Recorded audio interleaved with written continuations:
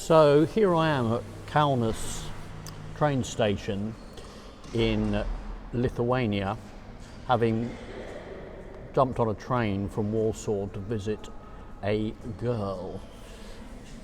Now I want to talk about Tinder because back in the day I said that I would and I didn't get round to it. I'm also inspired by some of the comments and the feelings that, you know, you like this YouTube channel, this resource, and I don't want you to think that I'm doing a vanishing act on you all. And so I think the problem with it has been I feel under pressure to produce videos which take a long time to edit, upload, maintain, and so on and so forth. But every now and again, if I feel inspired, as I do today, to vlog, then that's what I'm going to do. So as I compete with the Lithuanian train announcement, I will segue into the story of why I'm here, because I think it's absolutely spot on in terms of unpacking, understanding, and actually incorporating Tinder into your dating life. Spoiler here, I do think it works. Certainly it has worked for me. So I had quite a lovely text exchange. I mean, I don't usually come all this way for a Tinder date with a girl back in Warsaw whom I connected with. And it was so spot on, and the conversation and the texting was the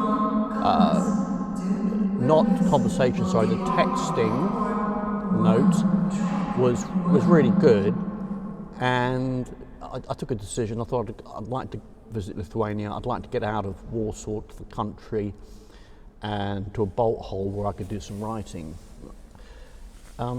So I arrived, and my mind ran back about 25 years ago when I had a date with a girl in London where the messaging, it was so long ago, it was kind of a match.com email thing. The messaging was so good that I was just inspired to meet her. I remember the moment I saw her, probably the moment she saw me, I realised it wasn't right. So I text her to meet up at the hotel in the old town for a quick drink. She'd just arrived back from holiday in Turkey, and I had a long train journey across the Polish border. And I said, look, just hello, you know, we've been bantering, let's meet for a quick drink. We've both been travelling. I'm here a few days, so we can meet up later, a more proper evening out. What came back was, oh, I'm not coming into the city centre just for a quick cup of tea. Okay, so you know how some people, sometimes you're clumsy on text. I said, fine, we'll do it tomorrow night, great, I'll message you in the morning. I messaged her in the morning. I found a nice coffee shop in the old town, which is a place she seemed to like. And I said, let's meet for here, and gave the name of the street and the coffee shop as a meeting point. And I got a message back saying, I'm not coming in I don't drink coffee in the evening, and it's a long way for me to come just for coffee. And she said, I will choose the restaurant. I sat with this message yesterday morning thinking, oh, what's my next step? And I thought about sending a text telling her off. I've come a long way to see you, and you can't even get in your car and come into your home city. and meet for the coffee shop was just a meeting place. I said we'll go on a mini adventure from there, and I realised that she's actually looking for a kind of a sugar daddy type character. Not only that, if she's looking for a sugar daddy, you might expect that she, would behave, be a bit more ladylike, and run with the script. Perhaps she'd got an idea from looking at my profile that I was a wealthy and established British gentleman. Rightly so. So I sent a message back, and this is why I think it inspired me to talk a little about Tinder. I'll come on to the takeaway points. I sent a message back and I said, I drafted it and then left it for an hour and then sent it. And I said, look, gave her name. It looks as if we have different points of view when it comes to dating and meeting, and I it's clearly doesn't feel right, and I wish you all the best with a smiley face. So I sent that. She sent back a message, yes, I agree, and we deleted the profile on Telegram. Nevertheless, it was quite a difficult night, and I think probably because I woke up at 4 o'clock, went and smoked a cigarette, opened a bottle of Coke from the mini bar.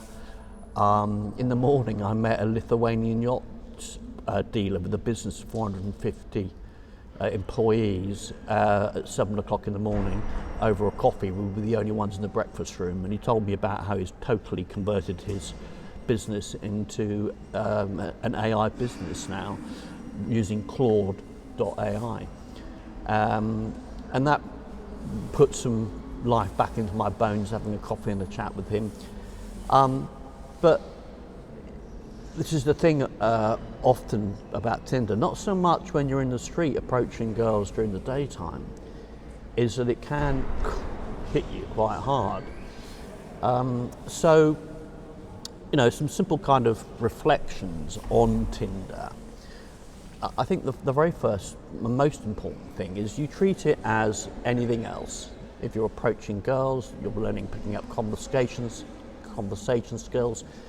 If you're practicing your golf swing, that nice little segue there. If you're learning any skill, yet another segue on the segue, because check out my new channel, because it's not just, I've dropped my subscriber base down to about 10% of what it was, but I feel quite passionate about that new channel because it deals with the underlying principles. Everybody loves to get the hints and the tips and the tricks, the 5 things that are going to revolutionize your dating life. But what about the mental approach? What about the inner world? What about you and your attitude and where you are in life and all that sort of thing, which I've discovered through actually picking up sports, learning new sports, as well as musical instruments like the piano here.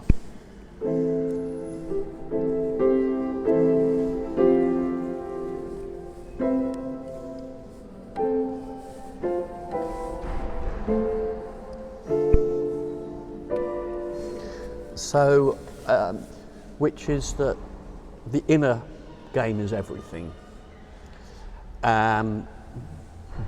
Actually learning the tips and tricks and applying them and practicing them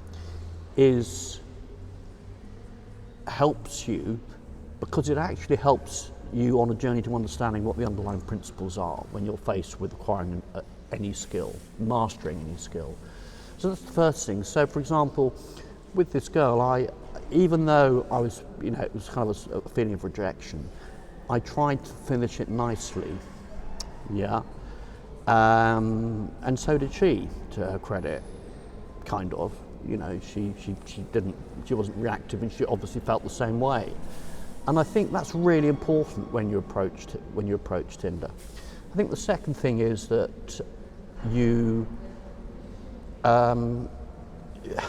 you've got to be careful about your emotional energy, because unfortunately Tinder, unlike approaching girls in the daytime, where I will come away and just, even if I've been rejected, I feel uplifted. Yeah. It's a bit soul destroying, isn't it, swiping? I subcontracted it to a Ukrainian friend, a girl, and I had quite a lot of success with it, actually. I've had genuine success with Tinder in meeting, having many relationships with girls. But I use it very selectively, or rather, not intensively. I use it as a complement to daytime approach, which is the king. And I think that's particularly important because of the risk of, so just to finish that point.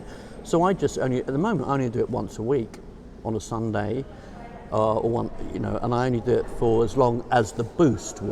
I get boost, and I have a few super likes, and I just go through 40 minutes, 30 minutes matching, now that I've lost my Ukrainian assistant. So, it's got to be done in a measured, regulated way. Obviously, I'll look at it whether I've got any messages on a Monday night, but I will check in at breakfast in the evening, and try and limit the amount of time that I spend with that Tinder app. Yeah, it's a real important discipline to apply. Otherwise, you will burn out over time with it, and you have got to try and enjoy it. And it's just a technological tool like any other, which theoretically can be enjoyed. The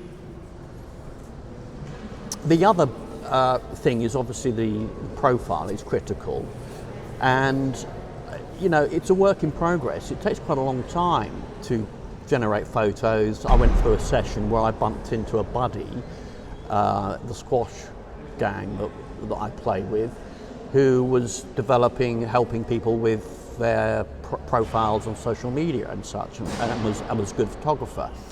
We took a bunch of photographs. One was really good, and so that takes a lot of time. It also takes a lot of time to write the text, and you write it over time. So obviously that profile, the photographs in particular, have got to both be the shop window, got to sell, because that's what it is. You're inviting people into the shop to start texting you. But they've also got to be honest in terms of revealing who you are, because otherwise you end up not really meeting the people that you want to meet. And I know guys, the good-looking hustlers who play the night kind of Casanova game, and they look good. There are a small percentage of the guys who just will look sexually attractive to the girls on Tinder, but it's the wrong sort of girl that they don't actually really want. Talking to guys in my age group. So the other thing about Tinder is that it ain't any good if you get a match and you get a date with a girl and it turns out that you haven't got any dating skills. When I get a match on Tinder, and I only, I do get enough just from that once a week, incidentally. When I get a match and I go on a date, I go on that date feeling confident and comfortable and enjoying it. I had a date with a beautiful 30-something Pakistani girl a couple of weeks ago. Unfortunately, she went a bit crazy, and then she wanted to meet up again, and kind of the little momentary craziness put me off. But when I was with her, I really enjoyed the date, and I learnt a lot about her and Islam, and I think she was looking for an older husband, but I think she's just too young, not emotionally mature enough, and I wasn't interested in taking it any further forward. But you've got to be good on the date, and that's why it should be only a complement to your daytime approach, your day game skills. Just finally, the texting. Again, this is work in progress. you are learning how to text properly. Yeah, and that's a skill in it. It's another skill in itself, and maybe I'll do a vlog in the future on texting. But it's kind of not a million miles different from the approach in the street. I found it works to pay a compliment, a proper, sincere compliment, and find something, make an observation about her from the photos. Again, it's his work. You might have a stock approach, but you need to dovetail to the girl in the opening message on Tinder, just as you do in the street with day game. So you could do worse and apply that model to the Tinder texting, yeah, the actual approach model to the texting itself. So I'll leave it there for now. I will, as I say, drop in the occasional story or insight or anecdote whenever I feel I'd like to. And I hope that has been useful for those of you who are interested in hearing my thoughts on Tinder. And again, don't forget, there is a new channel, and it will be looking at dating in the next couple of episodes.